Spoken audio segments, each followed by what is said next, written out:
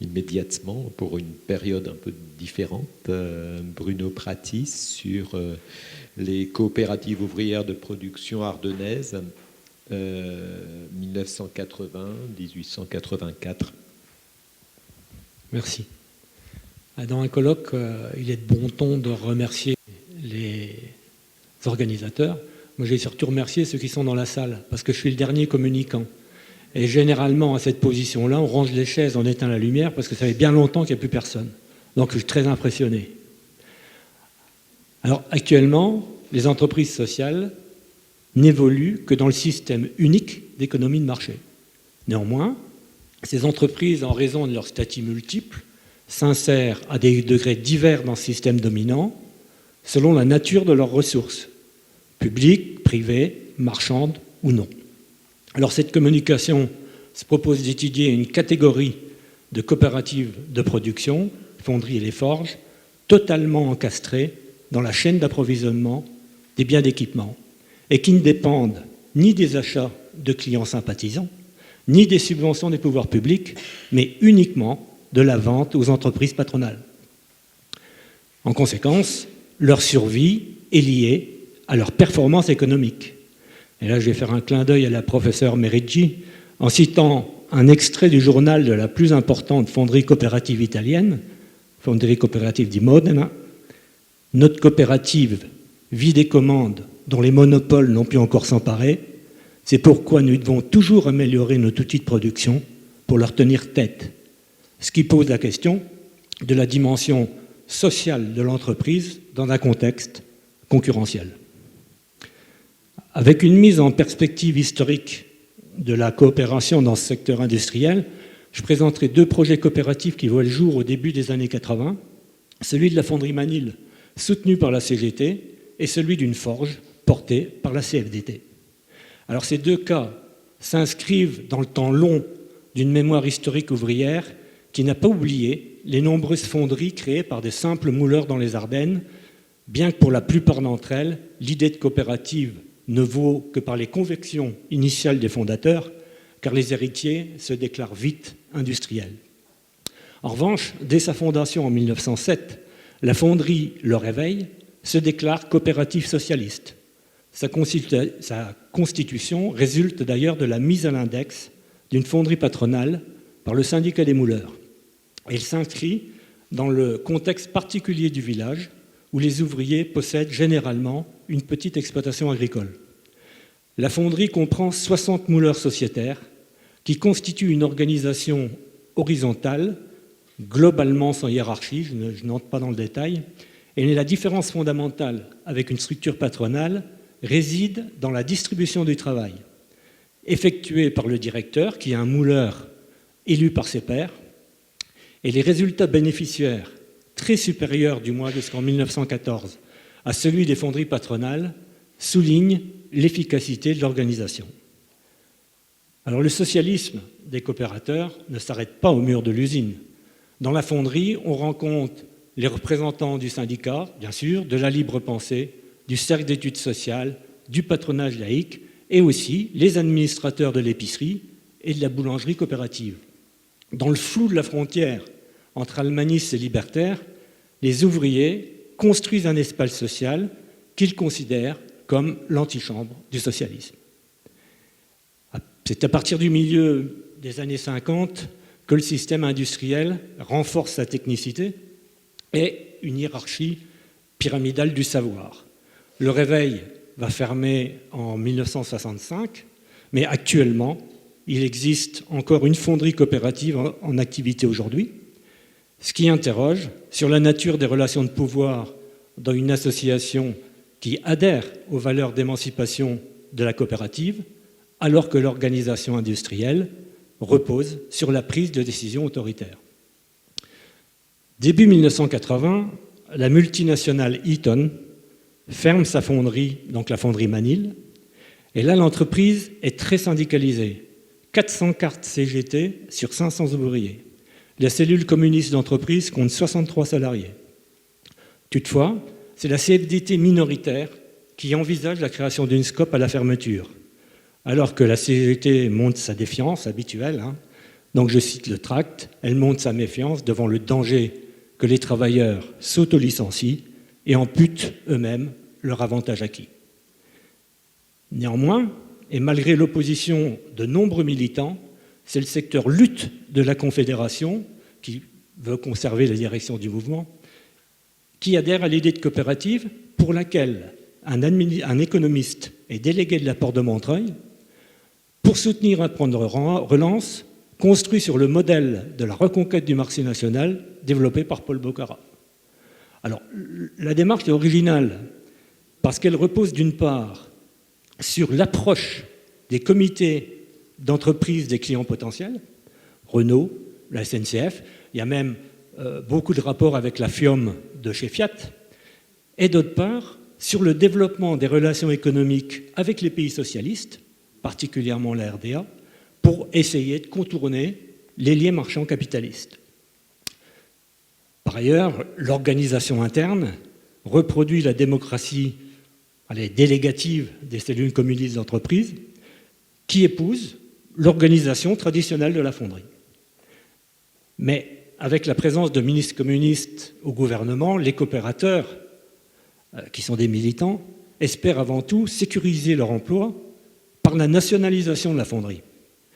Alors cet espoir déçu, le projet d'entreprise de la section CGT de l'établissement, dont les concepts brouillent la réalité objective des rapports d'échange capitalistes, échoue devant la fatalité du marché. Au demeurant, la dégradation du rapport de force entre la CGT et le gouvernement précipite l'échec du projet industriel, alors que la CFDT, mieux introduite dans les cabinets ministériels, apporte son soutien à un autre projet coopératif, celui de l'Ardennaise de Forges. Alors, contexte identique, une multinationale Cockerill qui ferme sa forge, et là, c'est la CFDT qui est fortement représentée. 150 adhérents sur 220 salariés en 1982. C'est une section qui est très très combative depuis 1968, spécialisée dans la fourniture de boulons aux manifestants antinucléaires de Chaux. Mais cette section très combative est en voie de pacification par l'action du permanent de l'Union des métaux, Luc Debrand, qui lui dénonce l'inefficacité de l'action violente en regard de la bonne connaissance des chiffres des entreprises pour ne pas se faire abuser par le patronat. En conséquence, dans les pans entiers de la métallurgie de transformation qui s'effondre, il propose, avec l'aide de Syndex, des alternatives industrielles, mais dans la logique des critères de gestion de l'économie de marché. En juillet 1983, l'Ardennaise de Forges, dans 90 coopérateurs, se substitue à Cockerill sans interruption d'activité, d'autant que la forge est en situation de monofournisseur auprès de Peugeot, et Peugeot lui garantit les commandes suffisantes pour pérenniser le site. Financement assuré par un pool bancaire, contrairement à Manil, composé des 3 banques qui sont nationalisées et 2 organismes bancaires coopératifs, grâce surtout à une prime d'aménagement du territoire de 4 millions de francs. Et là, le soutien de Jean-Paul Bachy, un Ardennais, délégué national du PS au travail, est décisif. D'ailleurs, Combat 08, le périodique de la CFDT des Ardennes, se réjouit de la crédibilité de la SCOP, née dans l'usine, sans bruit, et non dans la rue, alors que ce jour-là, les Manil bloquent en vain la gare de Charleville. Les bénéfices de la SCOP, bloqués entre 1983 et 1991, sont considérables. Mais l'entreprise ne se diversifie pas commercialement, et quand Peugeot arrête sa fabrication de vilebrequin, la SCOP est liquidée en 1993, soit quand même plus de 10 ans après, sans que le capital affecté à chaque coopérateur en soit pour autant touché. Cette somme importante a permis à chacun de rebondir et de trouver des solutions individuelles. La plupart ont tenu des bureaux tabac, bistrot.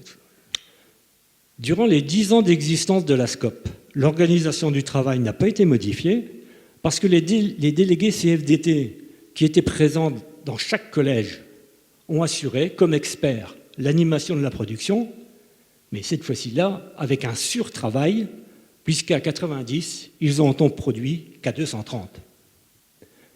Alors malgré la temporalité et l'origine diverse de ces coopératives, leur organisation du travail s'inscrit dans la singularité du mode de production propre à leur secteur industriel, ce qui explique les décalages existants entre les principes de l'autogestion et les pratiques réelles.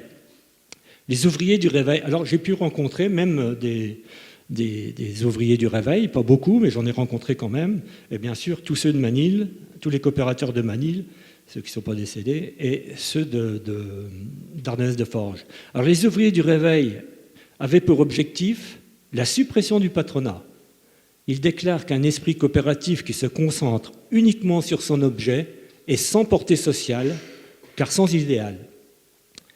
Chez Manille, donc la fonderie, la tension engendrée par la volonté de préserver les emplois souligne la difficulté de la CGT, mais là c'est une évidence, à concilier sa culture syndicale avec une logique capitaliste de gestion d'entreprise.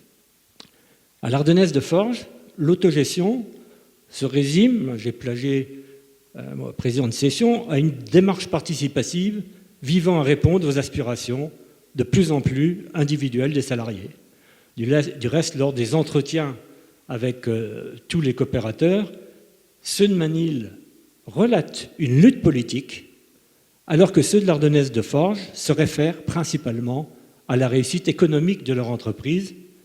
Mais il faut dire qu'après 2 ans d'activité, plus aucun n'était syndiqué. Alors ces 3 coopératives respectent en interne la charte de l'économie sociale, celle de 80, mais diffèrent dans la gradation entre l'engagement en faveur de l'autonomie individuelle et celui collectiviste en faveur d'un changement social, ce qui a développé, et ce que je ne ferai pas, car je suis le dernier intervenant après 2 jours intenses, et aller plus loin conduirait peut-être à des crises d'apoplexie.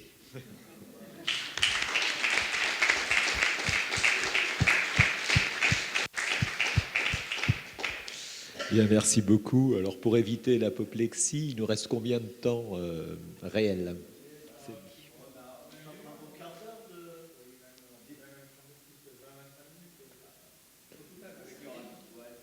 L'économie sociale et solidaire, et ici surtout la coopération, et notamment la coopération de production, n'était jamais au premier plan finalement. Soit elle apparaît un peu comme à la remorque du syndicalisme, dans le cas du syndicalisme révolutionnaire, soit du parti, à un moment où effectivement l'idée c'est tout de même d'aller vers un horizon d'émancipation. Donc pourquoi est-ce que dans les 2 cas la coopération a toujours ce rôle un peu second, malgré ce mouvement, on voit y compris les mouleurs originels de l'avant 1914 qui entendent à la fois conserver leur autonomie et se placer dans une perspective globale d'émancipation,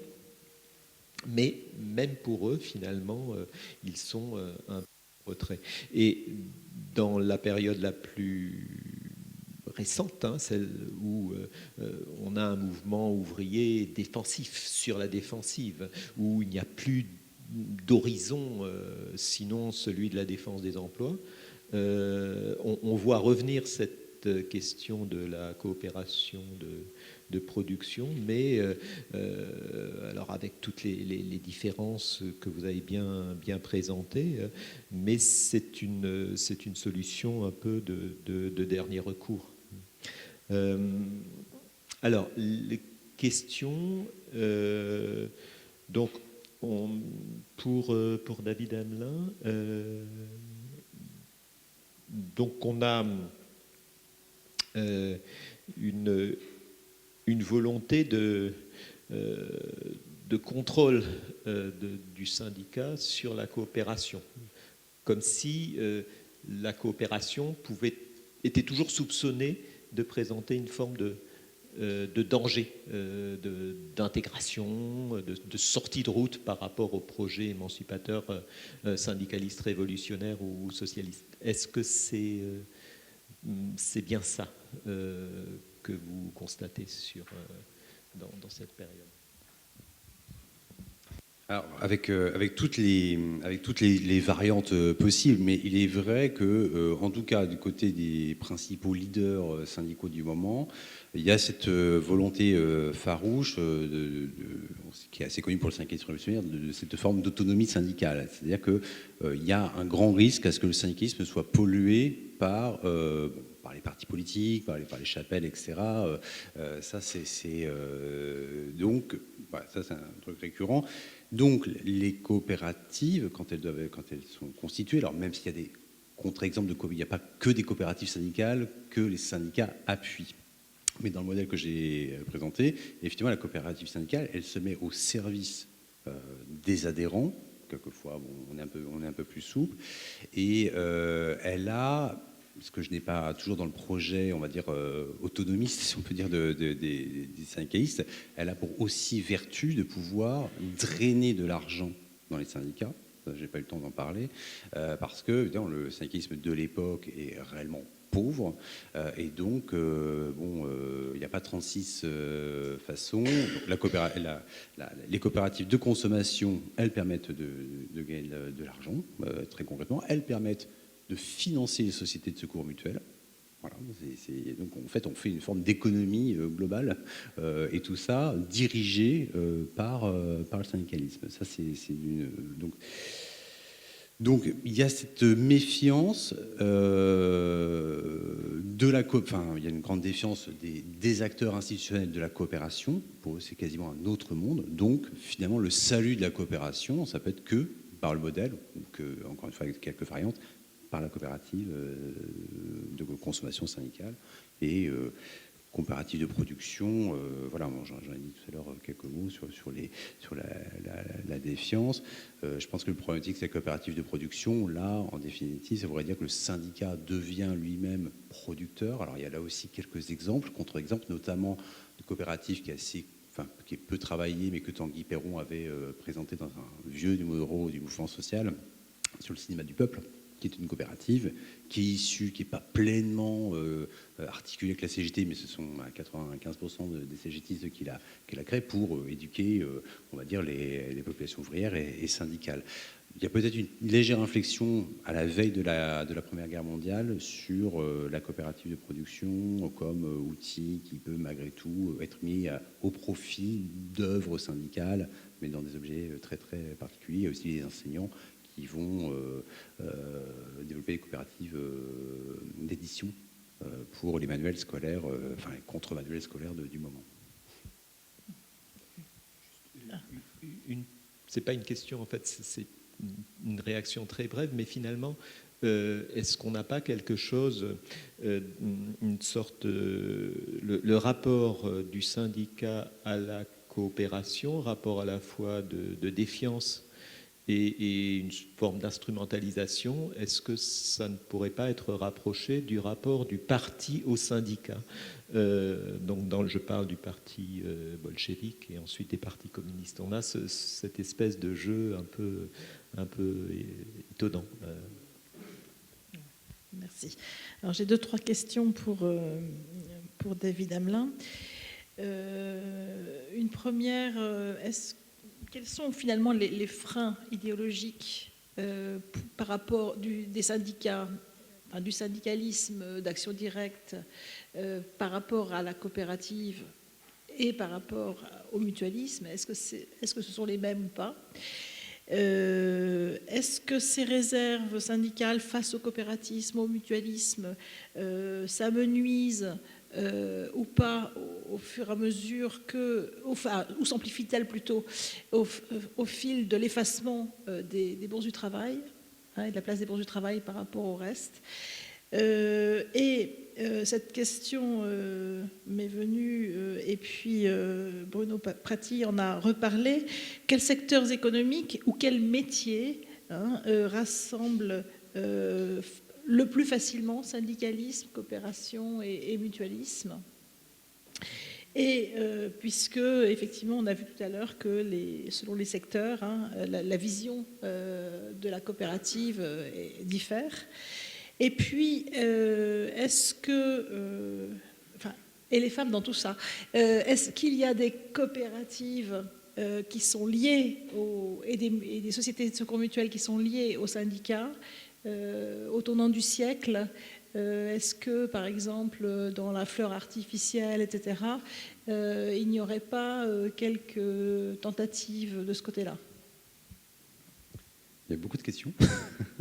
Sur les bases idéologiques, effectivement, il faut distinguer, on va dire, ce qui relève de la réserve à l'égard du mutualisme, en tout cas, pourquoi un mutualisme syndical particulier se différenciant du mutualisme général. Donc il y a cette idée de, on va dire grosso que le mutualisme réformiste serait un mutualisme qui consacre quand même la sécurisation individuelle, c'est-à-dire voilà, on cotise individuellement donc on prolonge les égoïsmes, quoi, d'une certaine manière.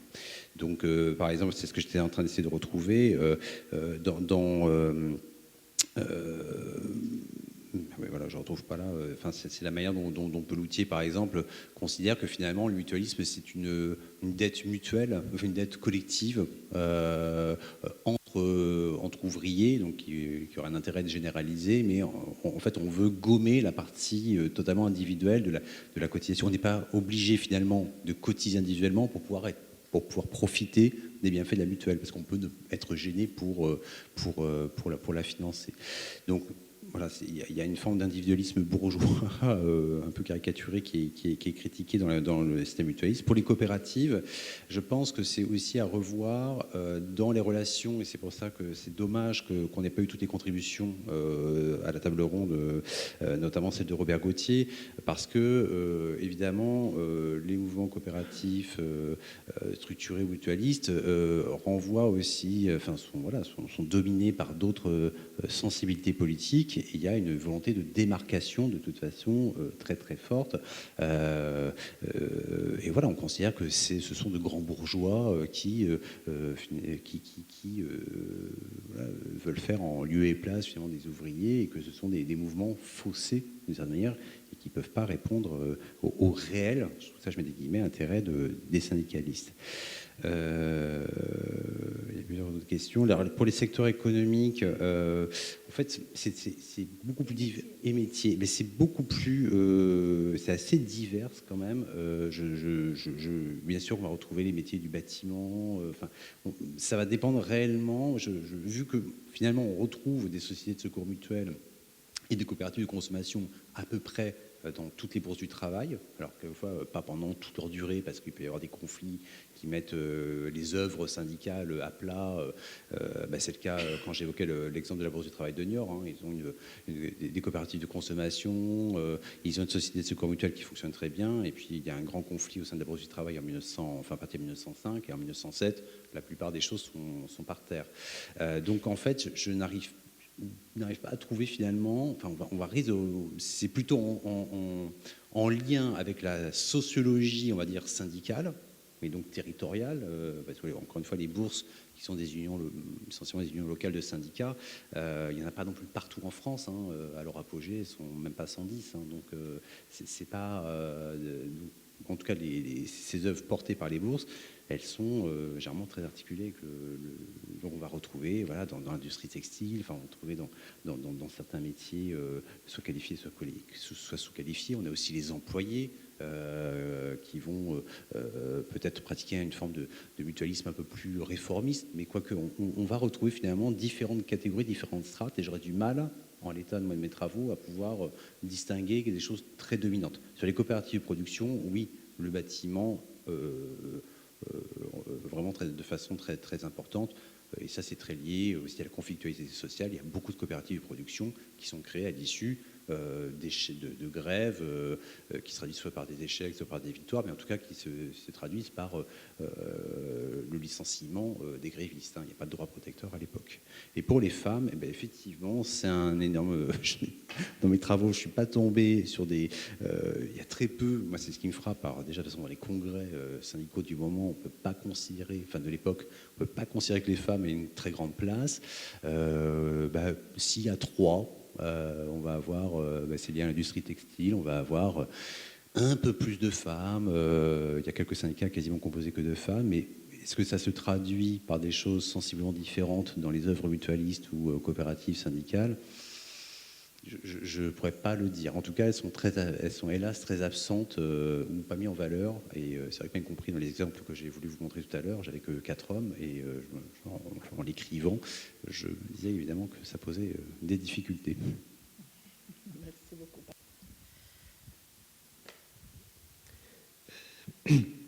Merci. Je me demandais, pour Bruno, vous aviez parlé d'une forme de transmission de la mémoire entre les anciennes coopératives de fonderie et celles qui se recréent sous l'emprise de la nécessité. Est-ce que vous avez pu vraiment saisir cette mémoire? Qu'est-ce qu'ils en savent de ce qu'étaient ces anciennes coopératives? Est-ce que c'est simplement une référence parce que jusqu'au milieu des années 60, il y avait encore, elles existaient encore, ou est-ce que ça va un peu plus loin et est-ce qu'ils s'en réclament explicitement? Ça va certainement plus loin, un peu comme l'âge d'or. Le réveil a été créé, c'est toujours le problème des coopératives qui sont créées soit en période d'expansion économique, soit en période de déclin économique.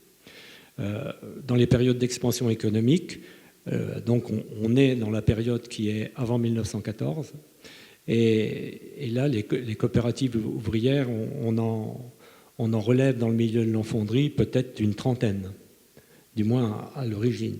C'est-à-dire que comme le coût d'entrée dans le métier n'était pas très élevé, les nombreuses grèves, il y avait de très grands donneurs d'ordre comme Arthur Martin, tous les grands chauffagistes qui occupaient des milliers de mouleurs, et les grèves, pour un changement de règlement, pouvaient durer des mois. Et pendant cette période de mois, les mouleurs, soit les excellents mouleurs qui n'étaient pas forcément grévistes, soit les excellents mouleurs, mais qui, eux, étaient grévistes, de toute façon, on n'avait plus de chance de rester dans l'entreprise. Et c'était les clients, puisque les Ardennes étaient le seul pôle de fonderie, c'était les clients qui incitaient les mouleurs qui ne travaillaient pas à créer leur propre fonderie. Donc, généralement, il y a eu beaucoup de success stories professionnelles.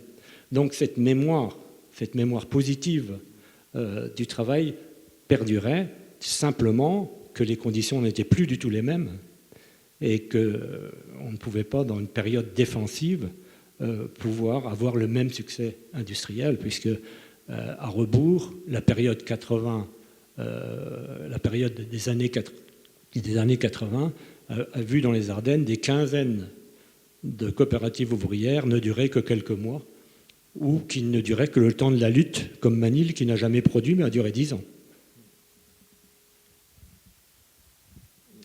Vous disiez aussi, si j'ai bien compris, que dans le cas des 2 coopératives que vous avez étudiées, et notamment celle qui a été soutenue par la CFDT, la question de l'autogestion, ça relevait le rapport, ça relevait davantage du discours et d'une référence un peu vague, et que l'objectif privilégié, c'était la réussite économique. Et donc, qu'il n'y avait pas eu ou peu de changements radicaux dans l'organisation du travail. Donc, est-ce que vous pouvez peut-être préciser là-dessus? Alors, l'autogestion,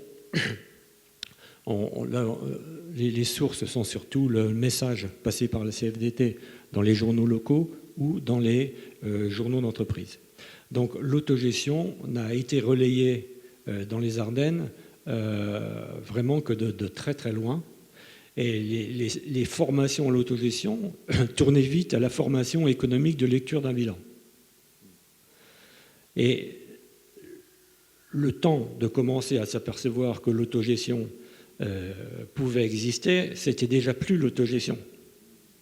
Donc on est arrivé dans les périodes 1980 où ça faisait déjà, pour les jeunes militants, ça fait déjà 5 ans, ils n'avaient jamais entendu parler d'autogestion. Il n'y avait que les anciens qui se rappelaient pouvoir lire un bilan. Donc ça s'est passé comme ça.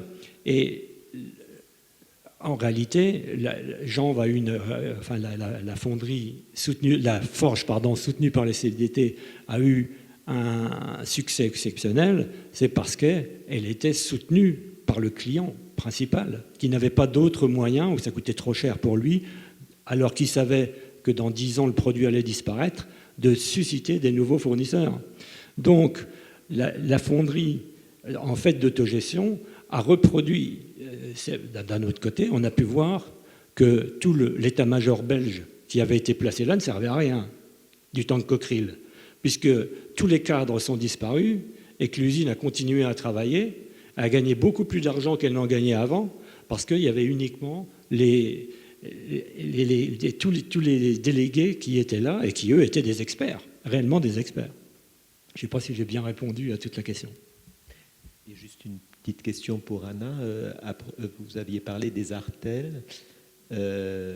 Est-ce que vous pouvez peut-être davantage expliquer comment ça fonctionnait? Est-ce qu'il s'agissait de coopératives de main-d'œuvre? Comment est-ce que ça marchait? Merci. Donc, la définition de l'artel sera une chose difficile à faire parce que c'est une institution hybride qui résulte de mélange des pratiques du droit coutumier, donc des pratiques paysannes, mais qui varient d'une région à l'autre, d'un secteur d'activité à l'autre, qui, au fur et à mesure que ces paysans et ouvriers ils connaissent les idées du mouvement coopératif occidental, donc ils adoptent certains modes de fonctionnement, et principalement c'est des associations saisonnières, mais qui peuvent être pendant toute l'année, dans tout type d'activité. Ça peut être pour consommation, mais principalement pour le travail, donc pour être embauché en équipe pour effectuer un travail ensemble, ou pour produire quelque chose. Et dans ce cas-là, ce serait vraiment une coopérative de production stable qui a son propre bâtiment et peut-être son propre équipement. Et le mot artel, il renvoie à ces pratiques coutumières qui ont pour les fondements tout d'abord la participation physique, donc le travail manuel partagé par tous les membres. Donc il n'y a pas de conseil de direction qui fait juste le travail de scribe et tous les autres travaillent. Donc c'est le principe de travail pour tous. La prise de décision, donc la délibération collective pour moindre question, vraiment même si, donc, quand les moments coopératifs, donc les intellectuels vont enquêter sur ces artels, les artels vont tenir une assemblée générale pour décider doivent-ils répondre aux enquêtes quand les intellectuels leur posent ou pas. Donc les assemblées générales sont très... en fait, il n'y a pas d'abstention, tous les membres y participent avec beaucoup de volonté. Toutes donc, décisions relatives au fonctionnement collectif sont soumises à ces délibérations. Mais donc pourquoi c'est pas une institution qui est très prisée par des intellectuels tels comme des sociodémocrates et autres? En fait, c'est une institution qui relève donc du droit coopératif, du droit coutumier, donc des pratiques jugées arriérées, jugées pas adoptées à une nouvelle société capitaliste moderne qui s'annonce, et surtout c'est des institutions fermées pour des personnes qui ne sont pas paysans. En fait, on est toujours dans une société d'ordre. Chaque citoyen, donc chaque sujet du roi a un type d'ordre social qui lui appartient, et ceux qui ne sont pas paysans dans leur état civil ne peuvent pas participer à ces artels. Et donc ça, la grande raison pourquoi les intellectuels promeuvent des coopératives, parce que les coopératives sont basées sur les statuts occidentaux où tout membre de tout ordre social peut participer. Donc pour les intellectuels, c'est ça la grande différence.